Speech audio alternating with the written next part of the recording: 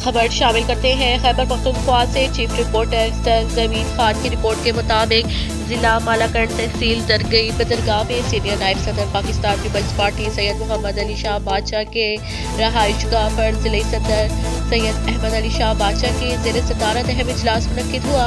इजलास से खिताब करते हुए सैयद मोहम्मद अली शाह बादशाह और सैयद अहमद अली शाह बादशाह ने वर्कर्स पर जोर देते हुए कहा कि मौजूदा सूरत हाल में पीपल्स पार्टी को बल्दियाती इंतखाबात में जद्दोजहद करना होगा। हर विलेज कौंसिल से जिला मालाकंड में नुमाइंदों को मुंतखब किया जाएगा और कोशिश होगी कि तमाम के तमाम विलेज चेयरमैनशिप पीपल्स पार्टी के हिस्से में आए।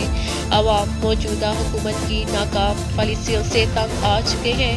गरीबों को शदीद मुश्किलात का सामना है। सिलेक्टेड हुकूमत की तरफ से महंगाई और बेरोजगारी की वजह से अवाम परेशान है। खैबर पख्तूनख्वा के मुख्तलिफ अजला में जीत पीपल्स पार्टी की होगी। अवामी हलकों में पीपल्स पार्टी को पजीराई हासिल है। जिला मालाकंड में लाड़काना है।